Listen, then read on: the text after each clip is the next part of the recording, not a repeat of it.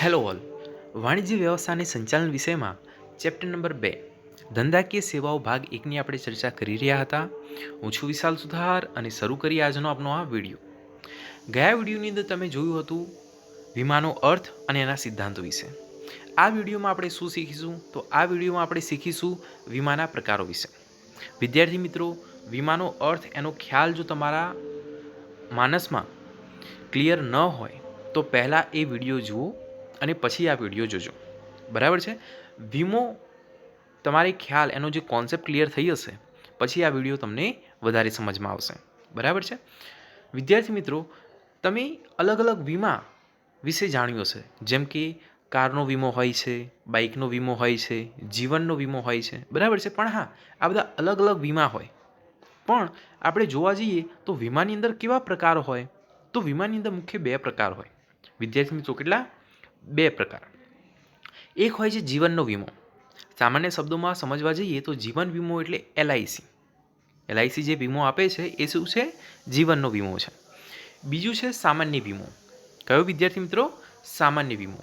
સામાન્ય વીમામાં શું હોય? તો જીવનના વીમાની અંદર જે વીમા આવે છે, બરાબર છે, એના સિવાય બાકીના જે નોન લિવિંગ થિંગમાં જે છે, બરાબર છે, અમુક વાર ગાયો ભેંસો છે એમના પણ વીમા લેવામાં આવતા હોય છે. એ બધા જ વીમા સામાન્ય વીમામાં આવે છે. ઓકે, આપણે આગળ જઈશું, ડિટેલમાં અભ્યાસ કરીશું ત્યારે વધારે ખ્યાલ આવશે. પણ હા, અહીંયા વીમાના મુખ્ય 2 પ્રકાર છે, જીવનનો વીમો અને સામાન્ય વીમો. આ વિડીયોમાં માત્ર જીવનના વીમા વિશે જ જાણીશું.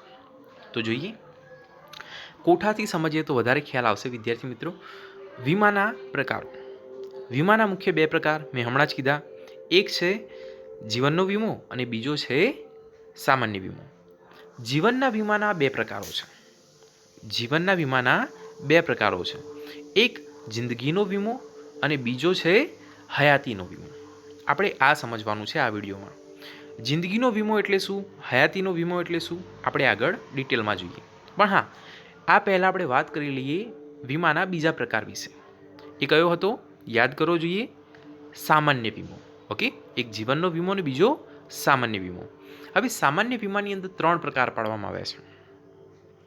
સામાન્ય વીમો જે છે 3 પ્રકારે વહેંચાયેલો છે. કયા કયા? તો એક તો માલની હેરફેરનો વીમો, આગનો વીમો અને અન્ય વીમો. બરાબર છે? માલની હેરફેરનો વીમો એટલે કે માલ એક સ્થળેથી બીજા સ્થળે લઈ જવો હોય તો એને માલની હેરફેર કહેવાય. બરાબર છે? તો એનો વીમો, માલને એક સ્થળેથી બીજા સ્થળે લઈ જવામાં જે જોખમ રહેલું છે એની સામે આપણે જે લઈએ એ વીમો એટલે માલની હેરફેરનો વીમો. તો એના 3 પ્રકાર છે. વિદ્યાર્થી મિત્રો, 3 રીતે તમે માલ સામાન અહીંયાથી ત્યાં મોકલી શકો છો. એક તો દરિયાઈ વાટે, હવાઈ અને માર્ગ, રેલવે માર્ગે, અથવા તો જે રસ્તા છે એના દ્વારા. બરાબર છે? તો આ 3 અલગ અલગ વીમાના પ્રકારો છે માલની હેરફેરના વીમામાં. સામાન્ય વીમામાં બીજો પ્રકાર છે આગનો વીમો. આગથી થતા નુકસાનની સામે આ વીમો લેવામાં આવે છે. અને બાકી હોય છે અન્ય વીમા. બરાબર છે? એમાં ઘણા બધા પ્રકારના વીમા છે. નફા નુકસાનનો વીમો છે, સ્વાસ્થ્યનો વીમો છે, લૂંટફાટનો વીમો છે, ઢોર ઢાંખરનો વીમો છે. ઓકે, ઘણા બધા વીમા છે, આપણે પછીથી ચર્ચા કરીશું. પણ હા, આ વિડીયોમાં આપણે શું જોવાનું છે? તો અલગ અલગ જે વીમા કંપની, બરાબર છે, જે વીમા આપે છે એના મુખ્ય 2 પ્રકાર. એક જીવનનો વીમો અને એક સામાન્ય વીમો. આપણે જીવનના વીમાની વાત કરવાની છે. જેમ કે અહીંયા તમને એલઆઈસી દેખાતું હશે. શોધો આમાં એલઆઈસી ક્યાં છે? દેખાણું? ઓકે, તો જ્યાં એલઆઈસી લખેલું છે ત્યાં તમે જુઓ ભારતીય જીવન વીમા નિગમ એન નીચે લખ્યું છે. શું લખ્યું છે? ભારતીય જીવન વીમા. આના ઉપર ફોકસ કરો. જીવન વીમા નિગમ. જીવન વીમાની આ નિગમ છે. બરાબર છે? તો જીવનનો વીમો એલઆઈસી આપે છે. એવા તો ઘણા બધા, બરાબર છે, કંપની છે, ઘણી બધી સંસ્થાઓ છે, ઘણા બધા નિગમો છે જે આ પ્રકારની સુવિધાઓ, આ પ્રકારની સેવાઓ આપે છે. બરાબર છે? તો એલઆઈસી જે વીમા આપે છે, આપણે એક ઉદાહરણ લઈ લઈએ તો એ બધા છે જીવનના વીમા. ઓકે, ડિટેલમાં અભ્યાસ કરીએ તો જીવનનો જે વીમો છે એના મુખ્ય 2 પ્રકાર છે, મેં તમને જણાવ્યા. એક જિંદગીનો વીમો. તો આને સમજીએ. બરાબર છે? પછી હયાતીનો વીમાને સમજીશું. જિંદગીનો વીમો એટલે શું? સામાન્ય અર્થમાં કહી દઉં, જે વ્યક્તિ વીમો લે છે એના મૃત્યુ પછી એના વારસદારોને વીમાની રકમ મળે એને શું કહેવાય? જિંદગીનો વીમો. ઓકે, તો જોઈએ, જે વ્યક્તિઓએ વીમો લીધો હોય તે વ્યક્તિઓનું મૃત્યુ થાય ત્યારે તેના વારસદારોને વીમા કંપની નક્કી કરેલી રકમ ચૂકવવાનું વચન આપે તેવા કરારને જિંદગીના વીમા જે છે એ કહેવામાં આવે છે. તેવા કરારને શું કહીશું? જિંદગીનો વીમો કહીશું. ઓકે, તો કોઈ વ્યક્તિ છે, માની લો કે મિસ્ટર એક્સ અથવા તો કોઈ સમૂહે લીધો છે, તો મિસ્ટર એક્સે જે વીમો લીધો હોય તો તે વ્યક્તિનું એટલે કે મિસ્ટર એક્સનું મૃત્યુ થાય ત્યારે એના જે વારસદારો હશે, એમની વાઈફ હોય, એમના જે બાળકો હોય, બરાબર છે, કોઈ પણ જે વારસદારમાં એને નામ લખાવ્યું હોય તો એના વારસદારોને વીમા કંપની શું કરશે? નક્કી કરેલી રકમ ચૂકવવાનું વચન આપશે. બરાબર છે. આવો જે કરાર થયો હશે એ કરારને જિંદગીનો વીમો કહેવામાં આવે છે. ઓકે, આમ જોવા જાઓ તો વીમો જે ઉતરાવનાર જે વ્યક્તિ છે એ નક્કી કરેલ પ્રીમિયમ નક્કી કરેલ સમયાંતરે આજીવન ભરે છે. એટલે કે મિસ્ટર એક્સ, બરાબર છે, માની લો કે પ્રીમિયમની રકમ, પ્રીમિયમ તો ખ્યાલ છે ને, આગળ આપણે ચર્ચા કરી હતી પ્રીમિયમ એટલે શું, તો એ પ્રીમિયમ જે છે, બરાબર છે, એ નક્કી કરેલા સમયાંતરે ભરતો જાય છે. મહિને હોય, 3 મહિને હોય, 6 મહિને હોય, વર્ષે હોય, બરાબર છે, તો એ નક્કી કરેલા સમયાંતરે આજીવન ભરે છે.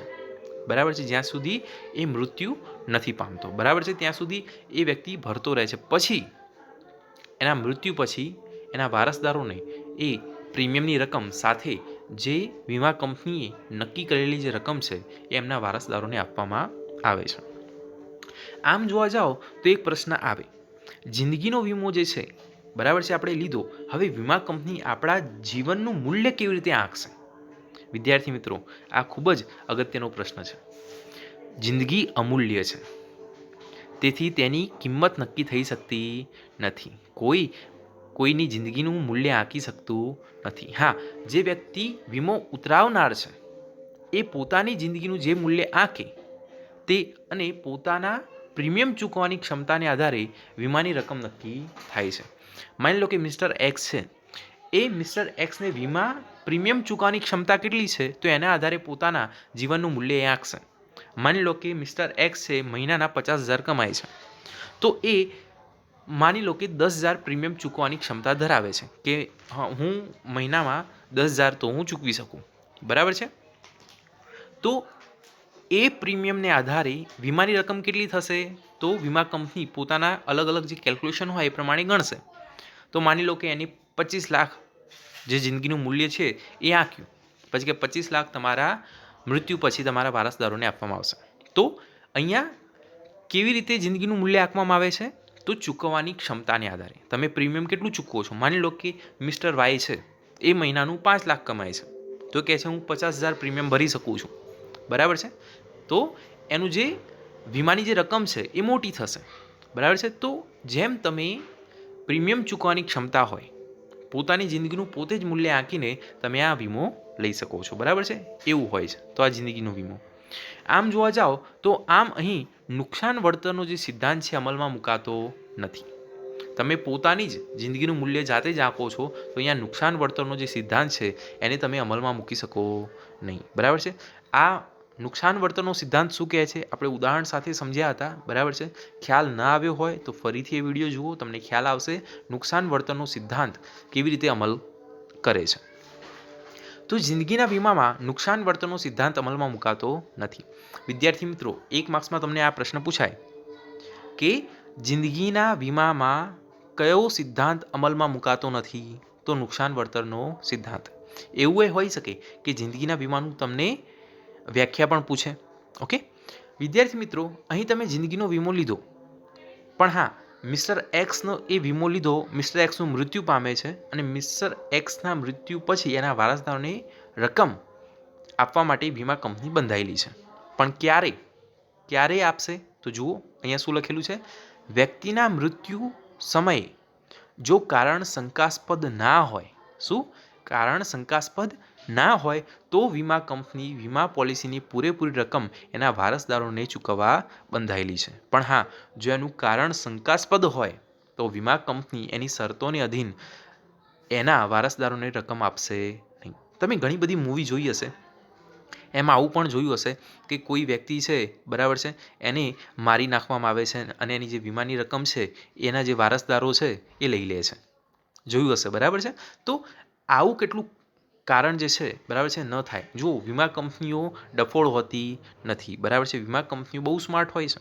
એ નાનામાં નાના ક્લુ શોધી નાખે. એમના જોડે ડિટેક્ટિવ હોય, બરાબર છે. એમના જોડે ઇન્સ્પેક્ટર્સ હોય, બધું ઇન્સ્પેક્શન કરે, બરાબર છે. કેવી રીતે એનું મૃત્યુ થયું, કયા કયા સંજોગો હતા, બરાબર છે. એ બધી જ ડિટેલ માહિતી એ લે અને પછી એને લાગે કે હા બરાબર છે, આ કુદરતી કારણોથી અથવા તો આપણા પોલિસીમાં જે શરતો છે એના અધીન જ આ વ્યક્તિનું મૃત્યુ થયું છે, શંકાસ્પદ નથી, તો એ પ્રીમિયમની રકમ જે છે એ જે ભરી છે એ અને જે કંપનીએ નક્કી કરેલી જે રકમ છે એના વારસદારોને આપવામાં આવે છે. તો આને શું કહીશું?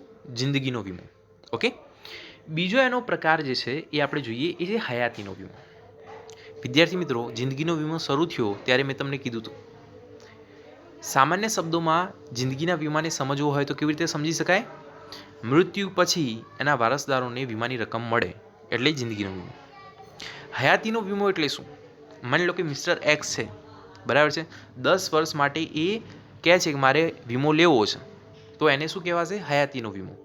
10 વર્ષ સુધી, બરાબર છે, એને કાંઈ થતું, મિસ્ટર એક્સને કાંઈ થતું નથી, બરાબર છે.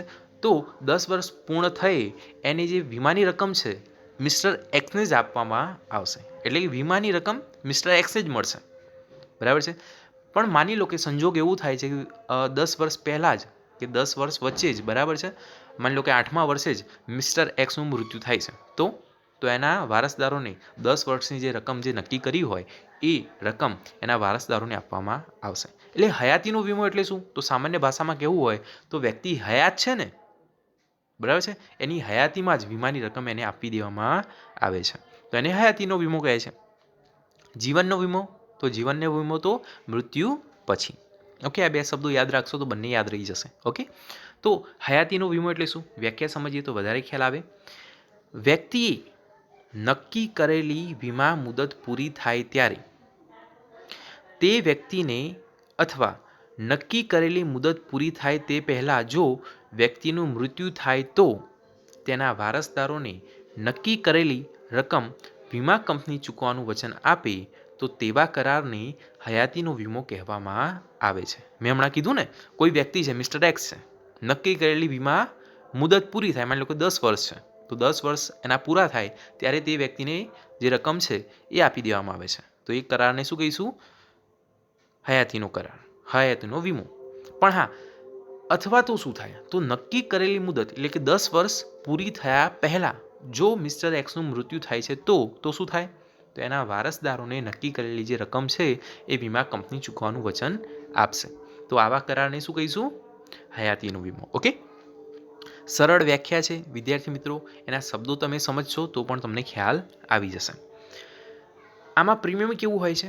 તો આ વચન જે લીધું ને, ઉપર જે વચન આપ્યું ને, એને એ કરારને શું કહીશું? હયાતીનો વીમો. તો આ વચનના બદલામાં અવેજ તરીકે વીમો જે ઉતરાવનાર જે વ્યક્તિ છે મિસ્ટર એક્સ, એ વ્યક્તિ નક્કી કરેલી રકમ એટલે કે પ્રીમિયમની રકમ નક્કી કરેલા સમયાંતરે નક્કી કરેલી વીમા મુદત સુધી ભરે છે.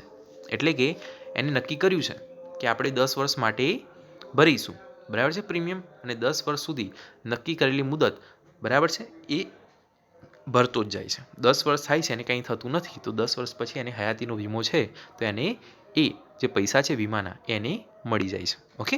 તો આ બે, બરાબર છે, જિંદગીનો વીમો અને હયાતીનો વીમો, આ બંને વિશે તમને થોડો ખ્યાલ આવ્યો હશે એવું હું માનું છું, બરાબર છે. આપણે નેક્સ્ટ વિડીયોમાં મળીશું કે જેની અંદર આપણે સામાન્ય વીમા વિશે ચર્ચા કરીશું.